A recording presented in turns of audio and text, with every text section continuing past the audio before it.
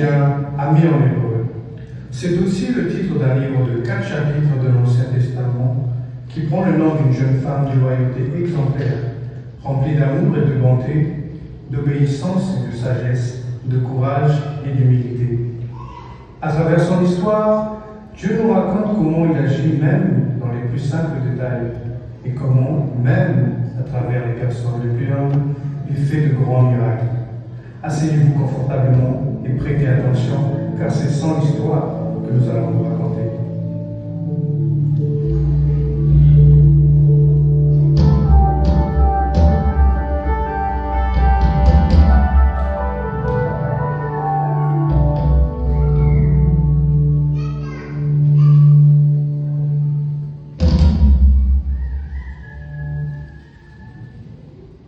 Du temps des juges, il y eut une famine dans le pays d'Israël. Et il y eut un homme, Elimelech, marié à Naomi. Ils avaient 2 fils, Machlon et Kilion. Les enfants sont couchés. Ah, enfin. C'était encore plus dur qu'hier. Macron a encore fait ses caprices. Il a pas arrêté de pleurer. Et toi, c'était comment ta journée? Assieds-toi. Aujourd'hui, avec les autres ouvriers, on est allé plus loin que d'habitude. On voulait ramasser plus de blé que moi. Et alors? Rien. Mais j'ai peut-être une solution. J'ai entendu dire qu'à Moab, en face, la famine n'avait pas ravagé les terres. Les autres, ils pensent à s'y établir. Moi, je ne sais pas encore. Ça reste envisageable. Mais vois-tu, les récoltes se font de plus en plus rares. Les enfants, enfin. Et je pense qu'il est temps de trouver une solution. Quoi? Toi aussi tu penses à partir et quitter cette terre que Dieu a donnée à nos ancêtres et aller vivre chez les païens, ceux-là même qui persécutaient nos parents durant tant d'années?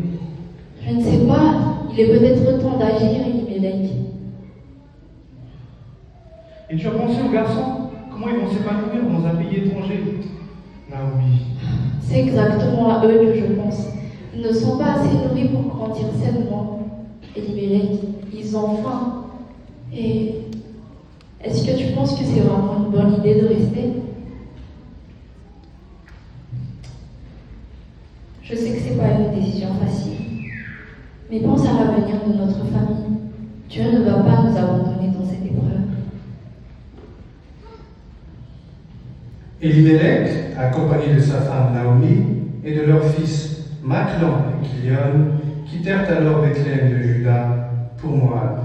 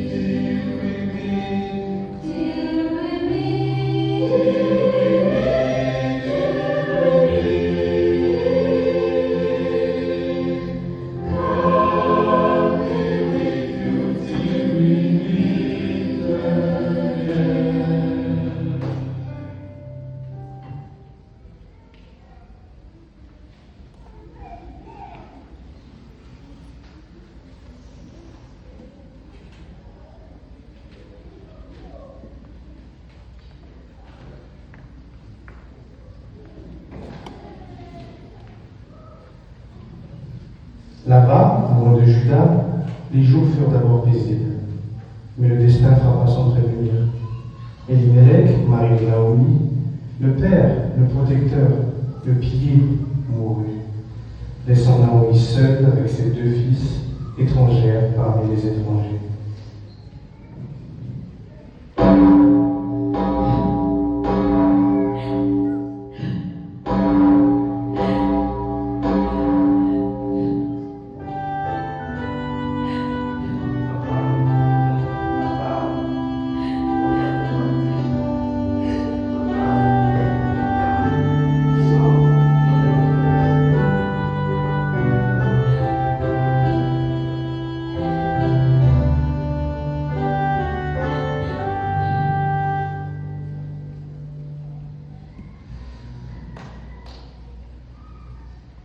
Peu de temps après, les fils, Maclan et Kilion, prirent des femmes moabites, dont l'une se nommait Orpa et l'autre Ruth.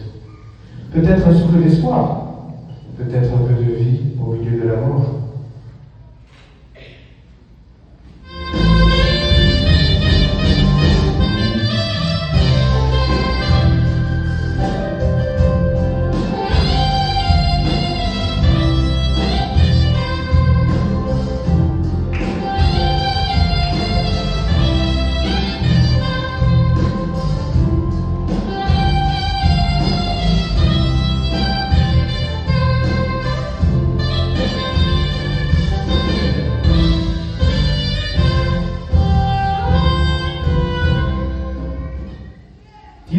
Passèrent, et à nouveau la faucheuse tendit sa main. Maclan et Kilion moururent aussi tous les deux, sans enfants, sans héritage, sans avenir.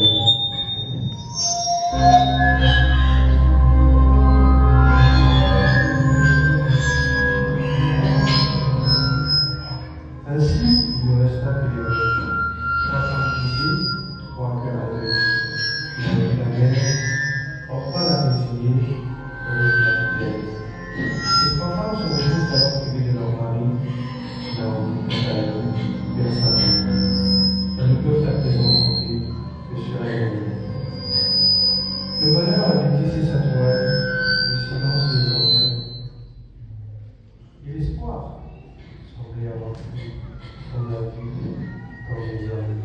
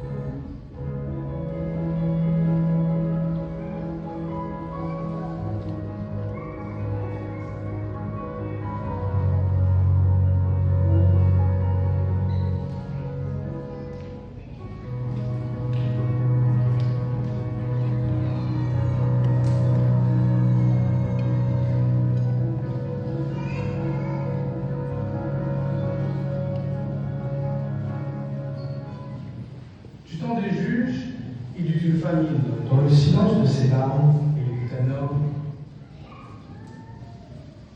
Dans le silence de ses larmes, dans la poussière des jours sans avenir, Naomi apprit que le Seigneur avait été favorable à son peuple et lui avait donné le pain en récolte. Alors elle se prépara à quitter ce pays avec ses 2 belles filles. Elles partirent ensemble pour retourner au pays de Juda, mais en chemin, Naomi leur dit: Rentrez chez vous maintenant.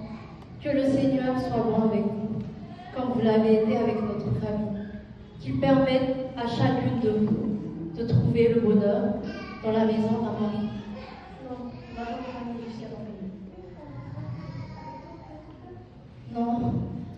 Rentrez chez vous, mes filles. C'est contre moi que le Seigneur s'est tourné. Il faut que vous me laissiez partir.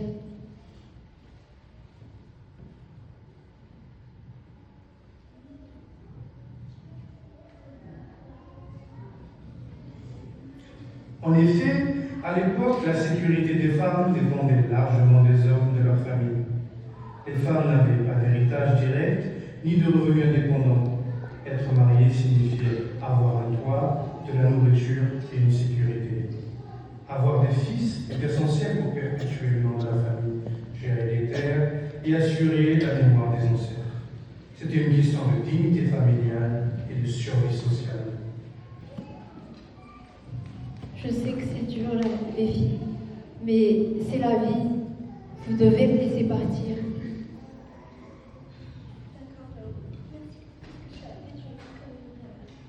Merci, au revoir. Bonne continuation, ma fille. Regarde ta belle-sœur. Elle est partie rejoindre son peuple et son Dieu. Fais comme elle. Rentre chez toi. Non, n'insiste pas pour que je t'abandonne, que je rentre chez moi. Là où tu iras, j'irai. Là où tu t'installeras, je m'installerai. Ton peuple sera mon peuple et ton Dieu sera mon Dieu. Là où tu mourras, je mourrai, et ce sera là que je serai enterré. Que Dieu m'inflige la plus terrible des punitions si ce n'est pas la mort seule qui me sépare de toi.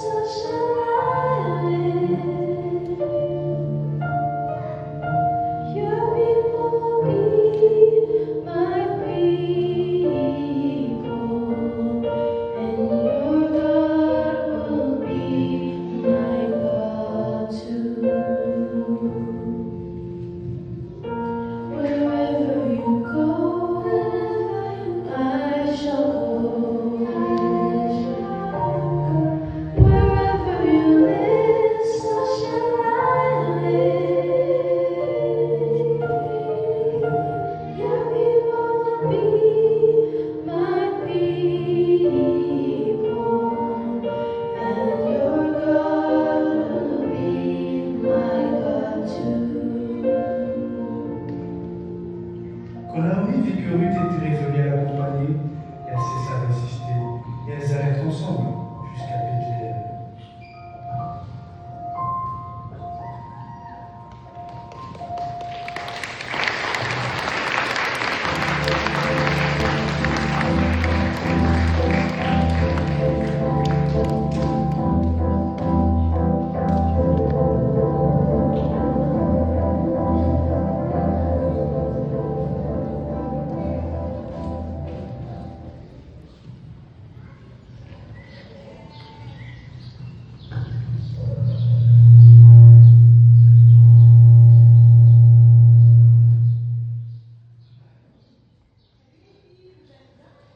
Vas-y, tu dis n'importe quoi, toi. Mais oui, compte montagne. Non, mais soyons sérieux, les gars. Vous parlez de quoi, là? Vas-y, dis-le. Allez, sois pas timide. En vrai, je disais qu'on a mené avant l'heure. Mais n'importe quoi. Qu'est-ce que tu racontes? Mais pourquoi tu rigoles? Il a raison. Mais oui, l'œuf est venu avant la poule. Mais non, pas du tout. Mais vous croyez quoi, là? Et bah, en gros, bah, je disais que l'œuf est venu avant l'œuf. Non, ce n'est pas ce que j'ai dit.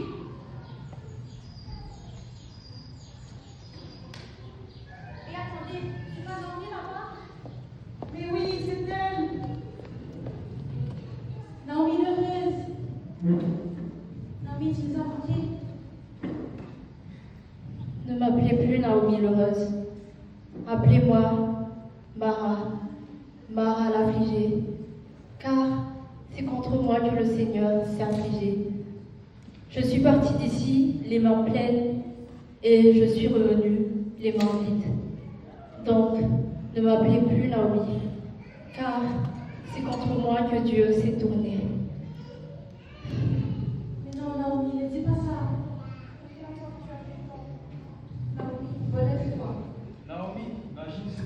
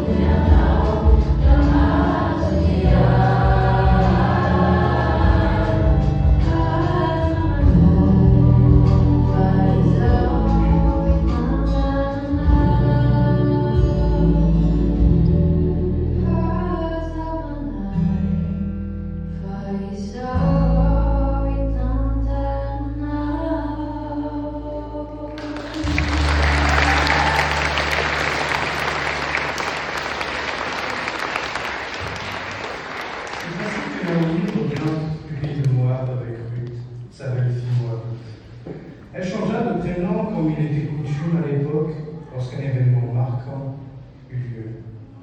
Lorsqu'elles arrivaient à Bethléem, on commençait juste à récolter l'orge.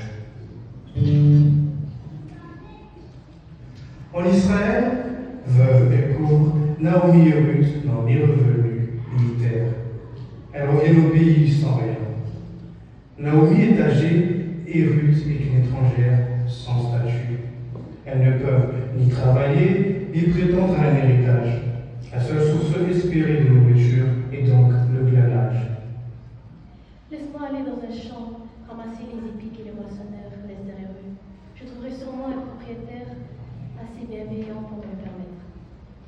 Oui, vas-y ma fille. Ruth partit donc aller glaner dans un champ. Glaner, c'est ramasser les épis ou restes de récolte que les moissonneurs laissaient volontairement ou oublient dans les champs après la moisson. En effet, Dieu a ordonné dans Deutéronome 24, 19, quand tu moissonneras ton champ, tu ne ramasseras pas jusqu'au bord de ton champ, et tu ramasseras pas ce qui reste à terre après la moisson. Tu les laisseras pour l'étranger, l'orphelin et la veuve.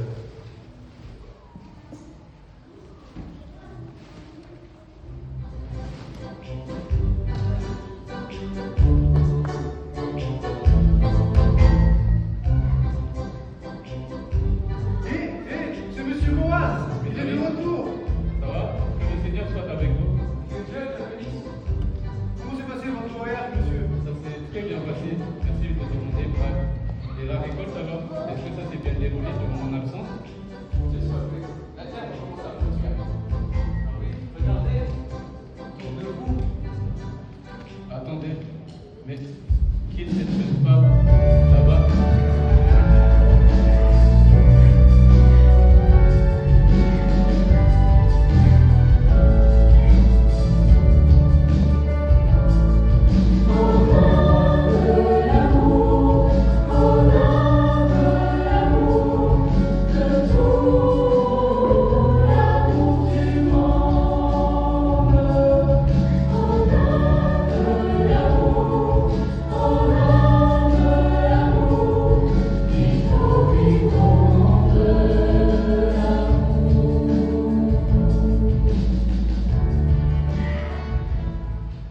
C'est Ruth, la jeune Moabite qui accompagne Naomi de son retour de Moab. Elle a demandé à glaner derrière les moissonneurs.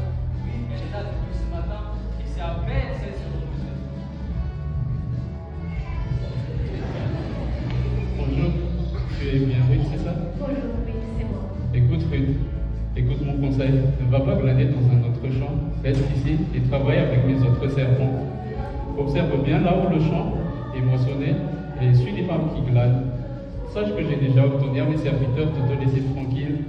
Hugo, si tu as soif aussi, va boire de l'eau dans les cruches qu'ils ont remplies. Pourquoi me traites-tu avec tant de bonté? Et pourquoi t'intéresses-tu à moi qui suis une étrangère? En fait, j'ai entendu comment tu agis à l'égard de ta belle-mère lorsque ton mari est décédé. Je sais que tu as quitté ton père, ta mère et le pays dont tu es né pour vivre au milieu d'un peuple que tu ne connaissais même pas auparavant.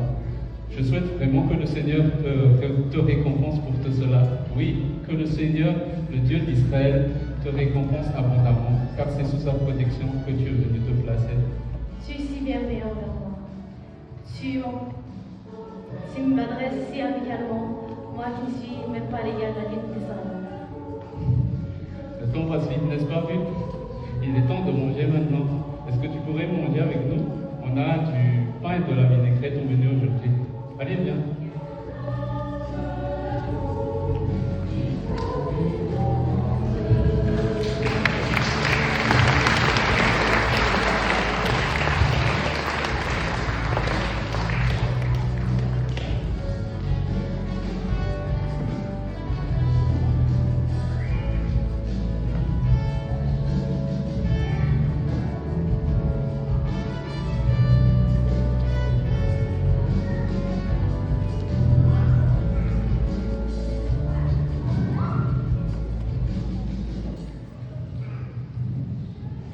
Ruth glana dans le champ de Boaz jusqu'au soir. Puis elle battit les épis qu'elle avait ramassés et elle remplit un grand sac de riz d'orge et ramena le reste de son repas qu'on lui donna.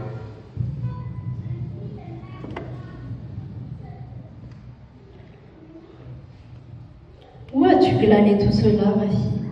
Dans quel champ as-tu travaillé? Que le Seigneur bénisse celui qui s'est intéressé à toi. Ruth raconta alors à sa belle-mère qu'elle avait travaillé dans le champ d'un homme appelé Boaz. Oh, Boaz, l'un de nos proches parents. C'est aussi celui qui est chargé de s'occuper de nous. En effet, dans la loi de Moïse, lorsqu'un homme meurt sans héritier, il y a ce qu'on appelle le Goël, qui se traduit comme le rédempteur ou libérateur. C'est le parent le plus proche du défunt qui est responsable de s'occuper des biens de la famille que la personne défunte a laissé derrière elle.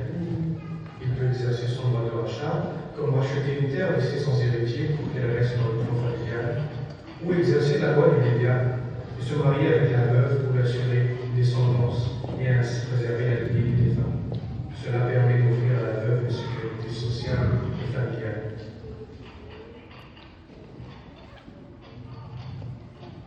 Par la suite, Naomi dit à Ruth: Vois-tu, ma fille, je dois chercher à assurer ton avenir.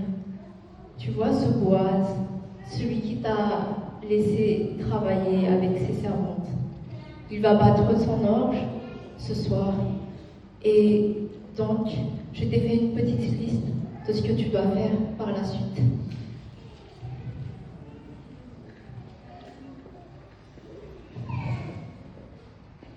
Tout d'abord, tu dois te laver, te parfumer et mettre tes plus beaux habits. Ensuite, rends-toi là où il bat son orge. Ne te montre pas avant qu'il ait fini de manger et de boire. Observe bien l'endroit où il se couche. Puis, quand il dort, tu vas t'approcher de lui. Tu vas un peu écarter sa couverture. Couche-toi à ses pieds et il te dira comment agir ensuite. Je ferai tout ce que tu m'as dit. Ruth se rendit donc au champ de Boaz et se conduisit exactement comme sa mère lui avait recommandé. Boaz mangea et but, ce qui lui mit d'excellente humeur. Puis il alla se coucher au bord de son tas de grains. Ruth s'approcha doucement, écarta la couverture et s'étendit à ses pieds. C'est une manière pour elle de lui demander elle-même son rachat, un acte de courage.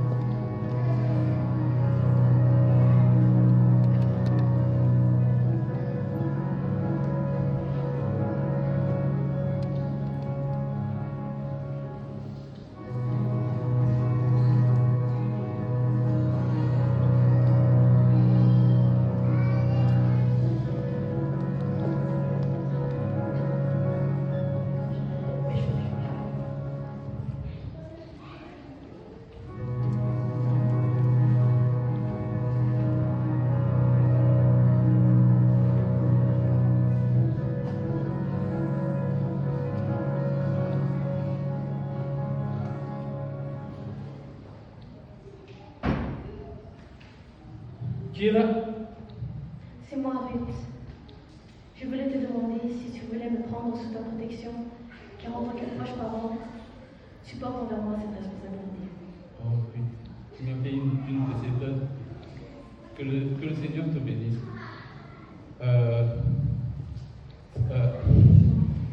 Sache que je ferai tout ce que tu me demanderas. C'est vrai qu'en tant que proche parent, j'ai un devoir envers toi. Mais il y a encore un autre homme qui est encore plus proche que moi. Du coup, demain matin, nous verrons s'il voudrait prendre cette responsabilité et s'il veut le faire, qu'il le fasse. Sinon, je jure devant Dieu que je prendrai cette responsabilité envers toi. Pour le moment, reste couché ici. Demain matin, crois-moi, tout sera réglé. Ruth resta donc au pied de Boaz et elle se leva à l'eau, avant que la lumière du jour permette de la reconnaître. En effet, Boaz ne voulait pas qu'on sache qu'elle était venue à cet endroit.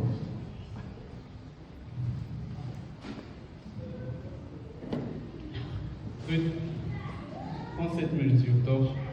Je ne voudrais pas que tu reviennes les mains vides vers ta belle-mère.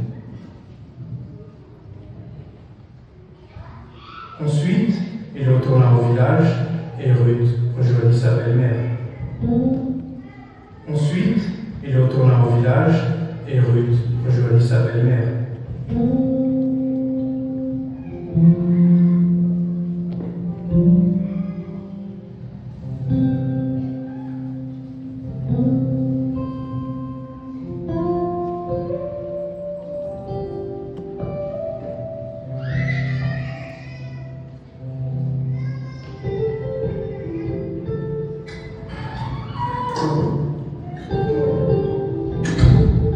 Comment cela s'est-il passé, ma fille?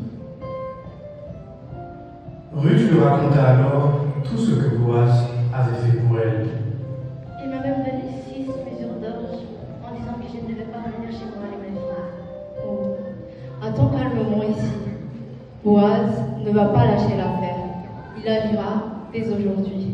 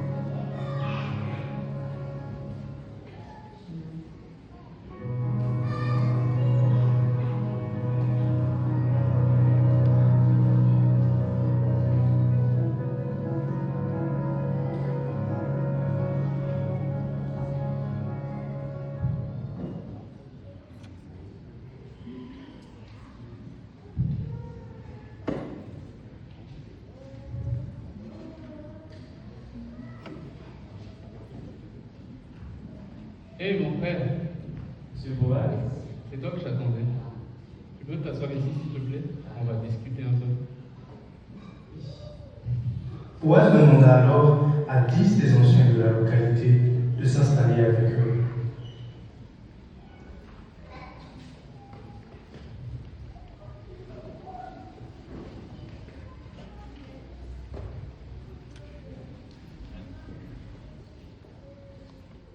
Tu sais que Naomi est revenue du pays de Moab. Eh bien, elle lui en montre le champ qui appartenait à Elimelech, notre parent. Je voulais t'en informer, de te proposer de l'acheter devant les anciens ici présents et toutes les autres personnes. Du coup, si tu veux prendre cette responsabilité, fais-le. Sinon, préviens-moi, car ce droit me revient tout juste après toi. le bien.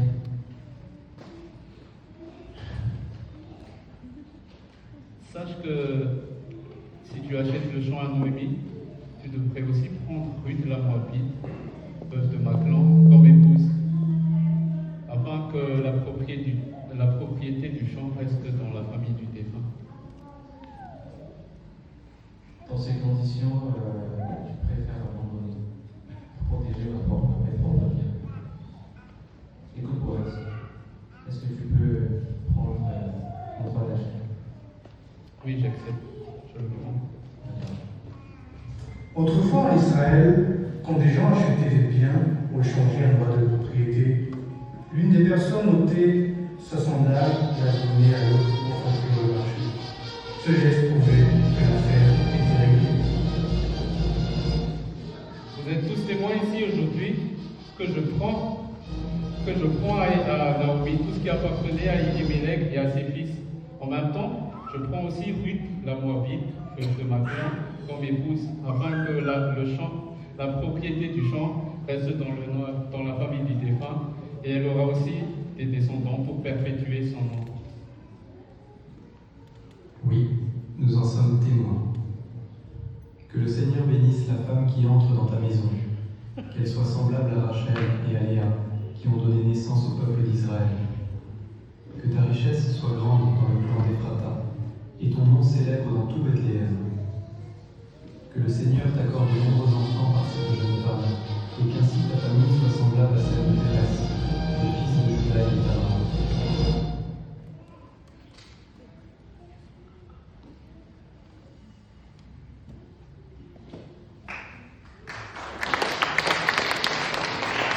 Alors Boaz prit les femmes et les fit à lui, et il fut ciel.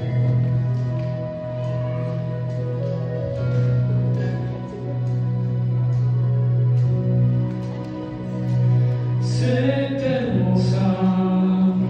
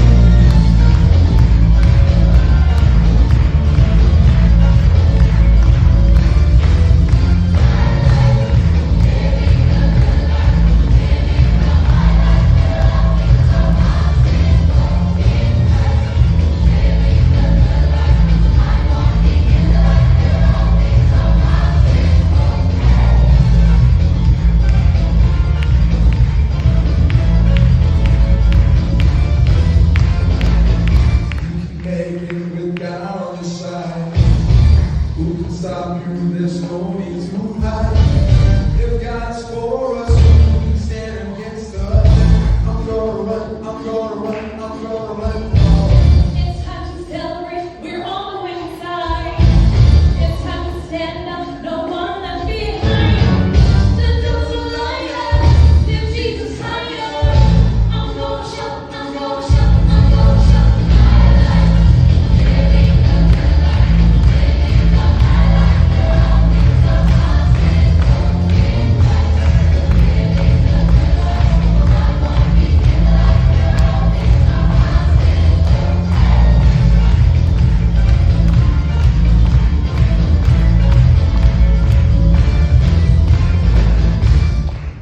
Obed fut le père d'Isaïe, et Isaïe fut le père de David, et d'Israël. Au Matthieu chapitre 1, on apprend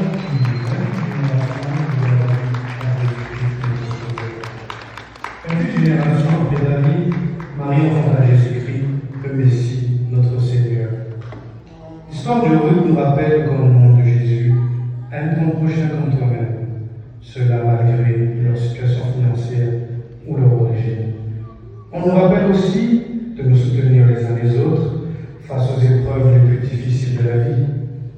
Elle nous montre également que malgré ces épreuves que nous traversons ou les situations dans lesquelles nous nous trouvons, Dieu a toujours un plan détaillé pour nous sauver. Jésus-Christ est dans la lignée de Ruth, jeune moabite, veuve et étrangère au pays d'Israël. Alors toi aussi, Dieu a un plan pour te sauver.